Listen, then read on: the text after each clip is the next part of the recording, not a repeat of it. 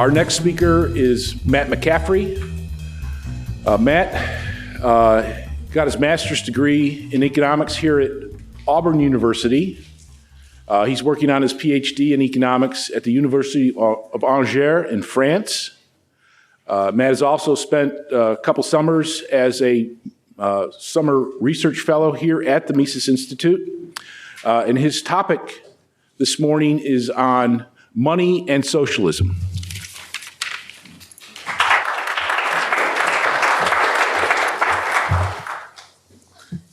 Thank you. So I should start out by saying that money and socialism are two words that economists don't often use together. But as it happens, the two concepts have a very important relationship. And the point of my talk is to try and get across what socialism is and how it might be related to money. So in order to do that, I'll explain some of the different concepts and how economists use them so that you can see sort of how they eventually fit together. These days, the word socialist is thrown around a lot, so I should start with the definition of socialism to help to clarify what we're talking about. We typically define socialism as a situation where government owns all the means of production. Means of production are what economists also call capital goods, and those are the factories and machinery and equipment that we use to produce the goods and services that we use more directly. When these tools of production are under the control of the government, we call that socialism. In this system, the government makes the decisions about what to produce for the economy and also when, where, why, and how to produce all the goods and services that we use every day. This was the system which existed in one form or another in countries like Soviet Russia and China under Mao, and still exists today in North Korea. The alternative to socialism is, of course, the market, and one of the big ideas that we try to convey to students is why the market is superior to socialism, both morally and economically. In the market, private individuals strive to produce goods and services for each other. Entrepreneurs create new and interesting things which they think will improve the quality of people's lives.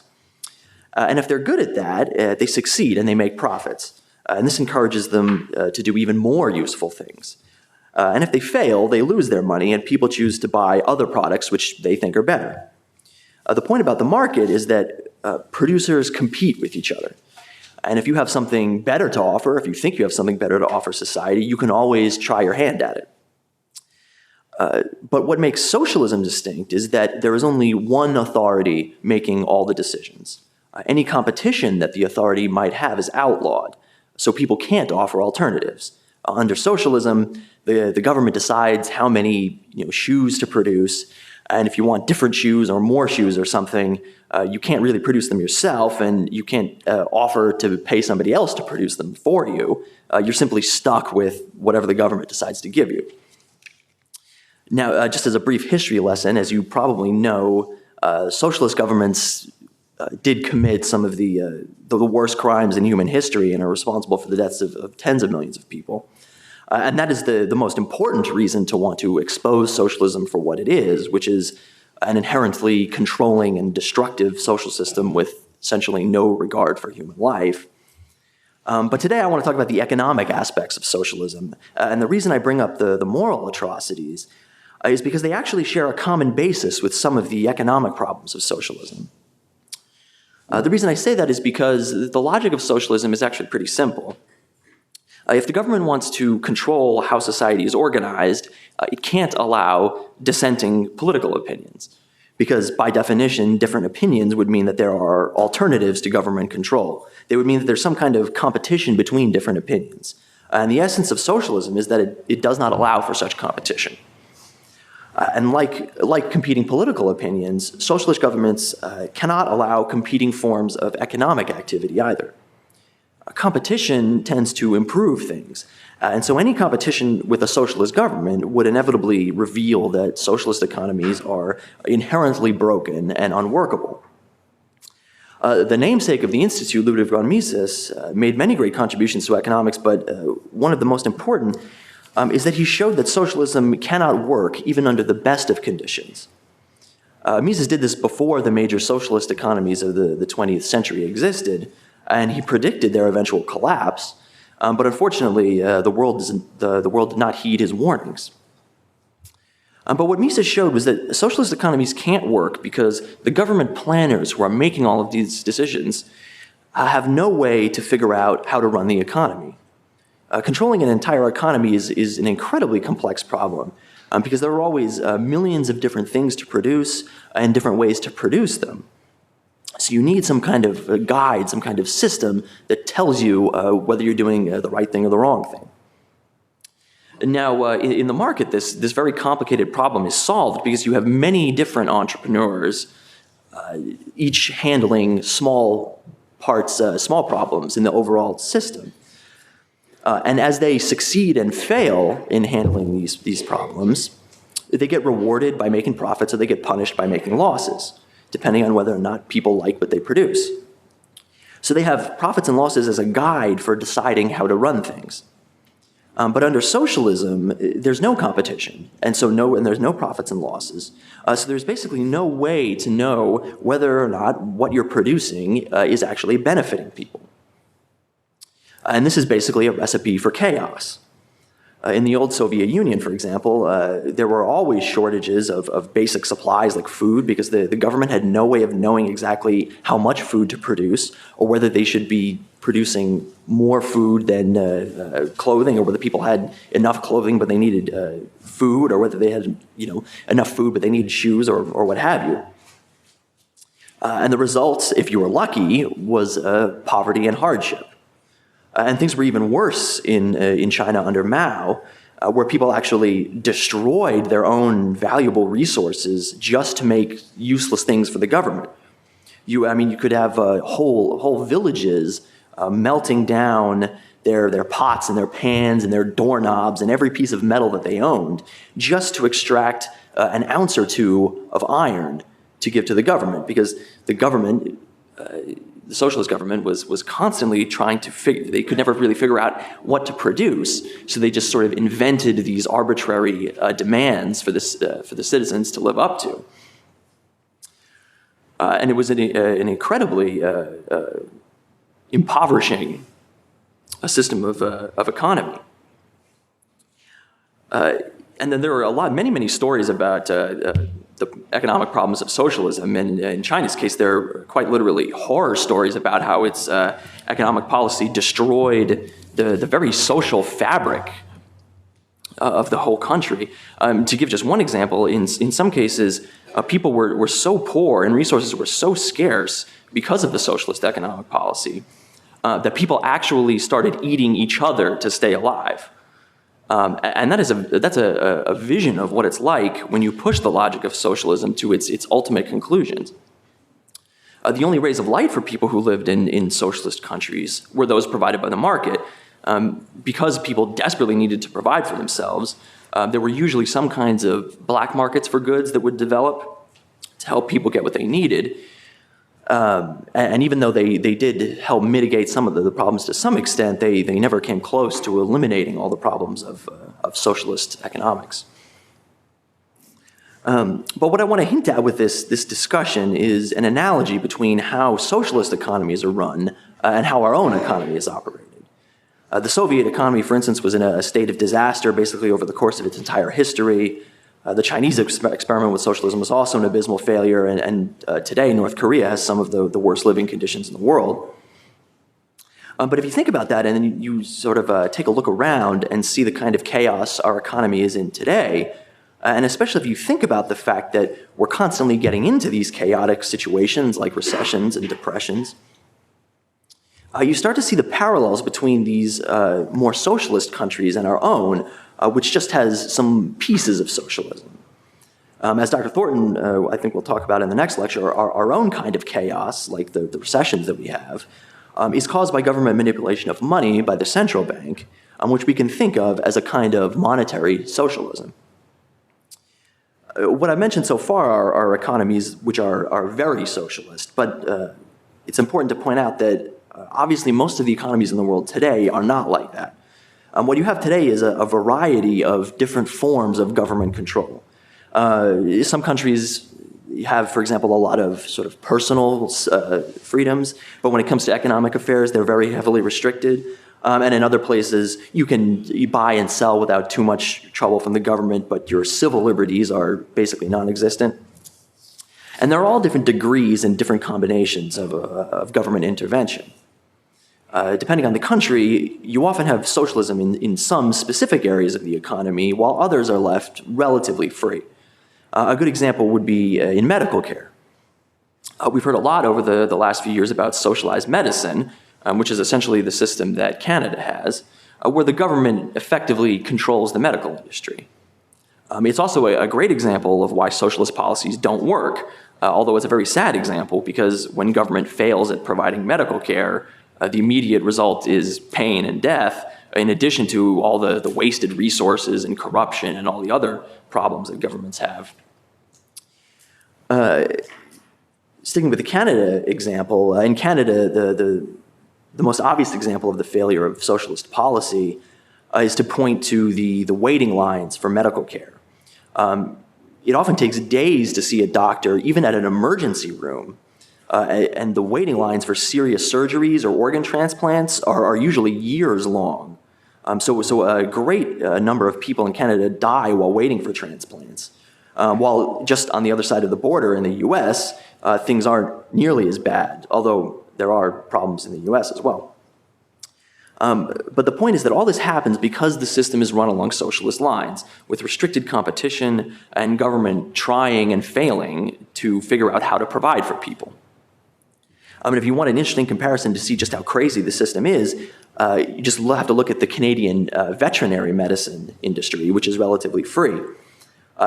In Canada, if you have a problem with your pet, you can generally get a dog or a cat treated immediately on the same day, because the market for vets is pretty free.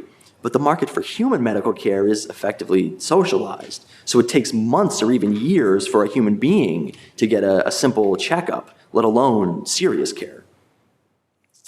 Socialized medicine is not the topic of my talk, but that's the sort of partial socialism I want to get you to think about, a kind of socialism that exists in one part of the economy while the other parts are left relatively alone.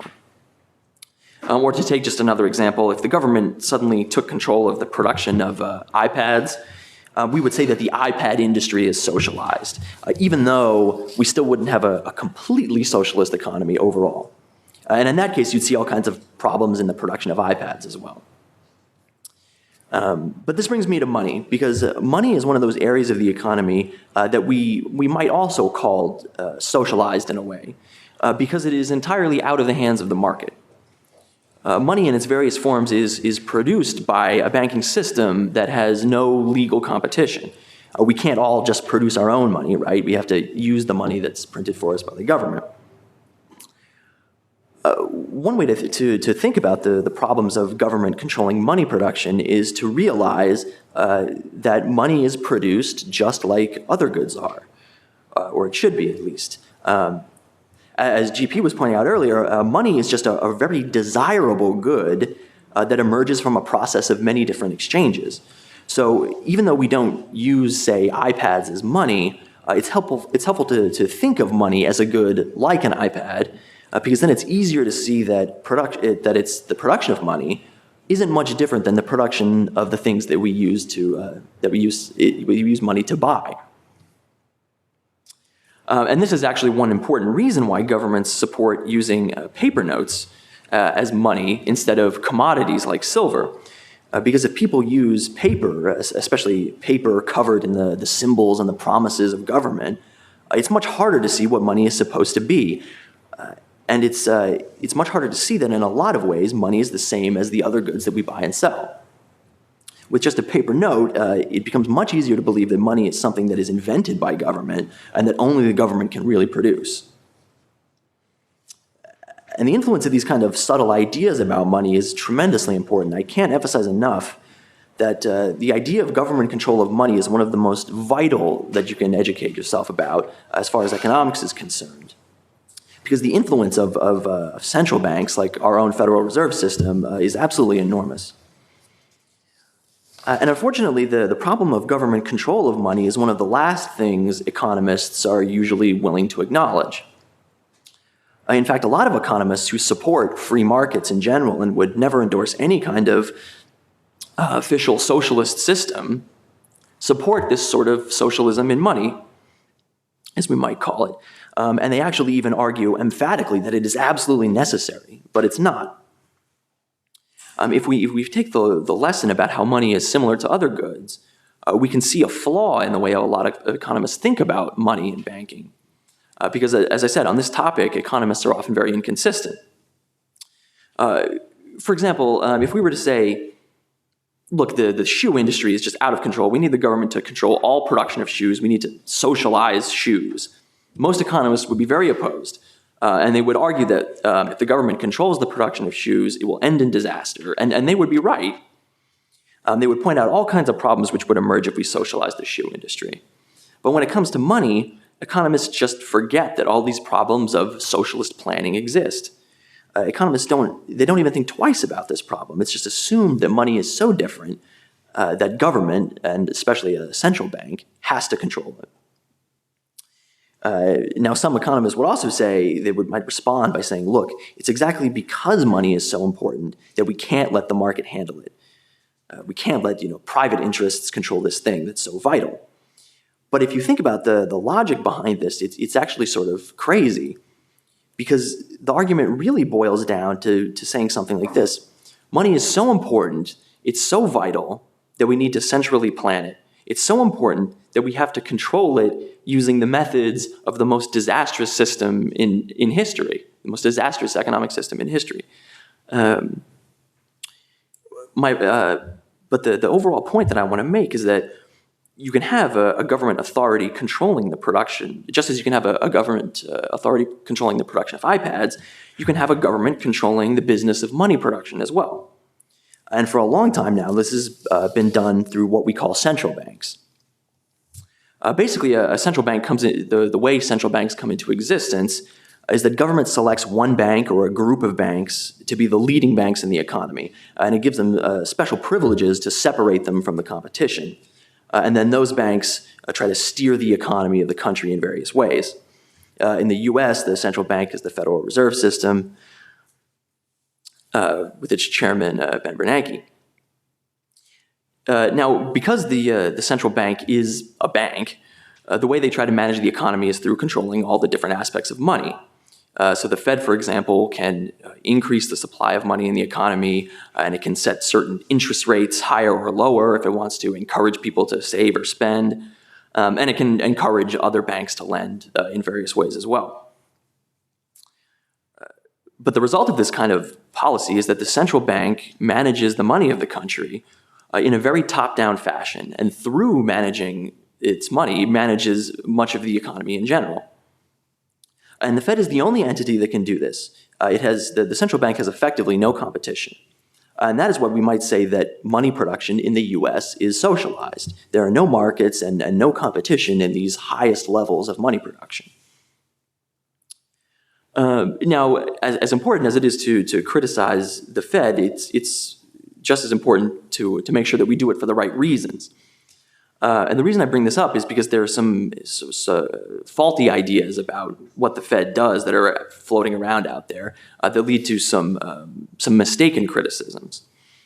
One of these is that some people might try to tell you that the Federal Reserve, the central bank, is a private bank because the different banks that comprise the Fed are nominally private or quasi-private technically. And so some critics will complain that the central bank and the Fed, it's evil, but it's evil because it's just another greedy private corporation and it doesn't take the public interest to heart. And if only we could just make the Fed a public institution, we could have a good old-fashioned democratic monetary system. But this kind of thinking is just a confusion about how the Fed actually works. For all intents and purposes, the Fed is a government institution. For example, the chairman of the Fed and the board of governors, they're appointed by the president and they're confirmed by the Senate. And if you had any other corporation in the economy that had its CEO and board of directors appointed by the government, people would immediately say, oh, look, the government just controls that organization. And then people would be effectively right in saying that. And the same thing applies to the Fed system, which is not a private organization in a way that matters for us today. By the way, if the president were to announce that starting tomorrow the CEO of Google is going to be appointed by Congress from now on, people would be pretty outraged. But this comes back to the idea that people think money is so different. Because even though it would be a huge concern if the government started appointing the executives of all private corporations, and many people would cry socialism, people still believe that money is somehow different enough that the ordinary rules just don't apply to it. We're so used to this idea that government must have control over our money, and that government must nationalize or socialize money, that nobody really thinks twice about any of this. So the Fed is not a private organization, and it's mistaken when people complain about the Fed as if it was just this greedy private corporation that just needs to be made public. As one of our friends, Tom Woods, likes to put it, the problem with the Fed is not that it's not socialist enough, right? And there's one other claim that's sort of along similar lines that I want to point out as well. Some people also say things like, what we really need to do is just make the Federal Reserve accountable to Congress. The Fed has a lot of independence. There's very little formal oversight over what it does.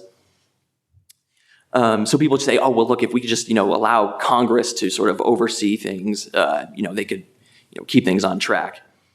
But of course, this is also a very bad idea because I hope I'm not bursting anybody's bubble, but you don't want to put the control of the money supply of the country in the hands of people whose job it is basically to win friends and influence people. Because as it turns out, members of Congress don't always have the public interest at heart. Sometimes they do things out of their own selfish interest. So that's another sort of mistaken attitude that people take towards central banking. But in any case, the point being that a lot of people have a mistaken idea that the Fed is somehow not part of the government, because in name only, it's sort of not, but in practice, it's very much a kind of government agency. Anyway, so what I'm getting at with this discussion of central banks and the Federal Reserve in particular is that they are a very significant form of partial socialism. Remember, if the government socialized iPads, that would be bad for that industry. But at least there would be some parts of the economy, some other industries, which wouldn't feel the full effects of government control. But money is special in one way that I'll talk about. Because we use money to exchange, money is one side of all the exchanges in the economy. It's connected to everything that's bought and sold. So to socialize money is to have a kind of influence not just over one industry, but in a sense, all industries, and over every single exchange. So when you put government in charge of the printing press, you unleash all of the terrible aspects of government control and bureaucracy on the most important commodity in the economy. And the results are predictable. Government prints money to win friends and influence people. The purchasing power of money declines. People become even more uncertain about how to plan for the future. And of course, when money declines in value, the wealth that people try to keep in the form of money declines as well. And in the worst cases, as Danny pointed out, can be just completely wiped out. Reckless money creation also encourages all sorts of other undesirable behaviors. It encourages people to become debtors and to borrow far beyond their means. Because remember, if you expect that government will continue to print money and that the value of money will decline over time, it's a good idea to borrow money now, because then later on you can pay it back when it's not worth as much, and you effectively gain. And so the borrowers get rewarded while the lenders get punished. And these are just a few of the more obvious ways that government messes up money management. But also, maybe more significantly, government control over money tends to lead to socialist policies in other areas as well. As I said before, money is connected to everything, and therefore so is the banking industry. because banks lend the money for things like large investment projects. So they're very closely connected with the large industries that are trying to invest and grow the economy. And there's this is enormous network of borrowing and lending that runs all throughout the economy. Normally, there's nothing wrong with this because entrepreneurs often need to borrow money to do things like research and development. But the problem arises when you have a central bank, because it ties the decisions of businessmen and bankers to itself instead of to consumers. The central bank has its own goals and motivations, which are not related to providing useful goods and services to people.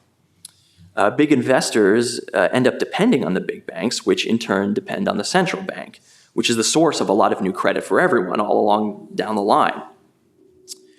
So central banks end up tying the interests of large corporations to the interests of the banks, and that's one way in which they gradually expand government influence in the economy, because everybody is borrowing from the large banks in one way or another. And if you're borrowing money from somebody, you better be careful to do what they say.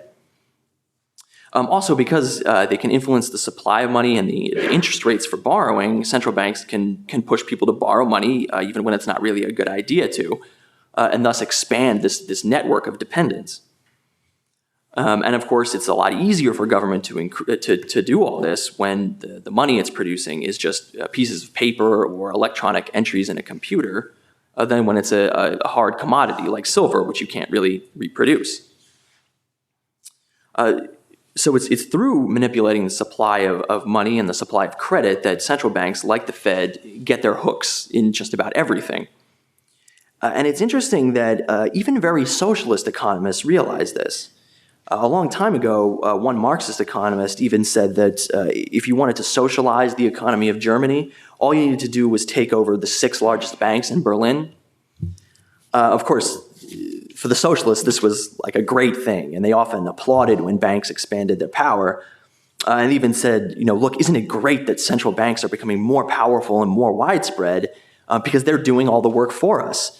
We don't need a revolution of the workers anymore because the banks already finance everyone in the economy. So all we need to do is control the banks, and then we'll control everything else, and then we'll get our socialist utopia. And I don't usually quote the followers of Karl Marx, but in this case, they do happen to be correct about the socialism part, not the utopia part. And the broad idea is very relevant to us today. Now, when you make these kind of arguments, you often get accused of being sort of needlessly paranoid. And in a sense, you can see where people who make this criticism are coming from.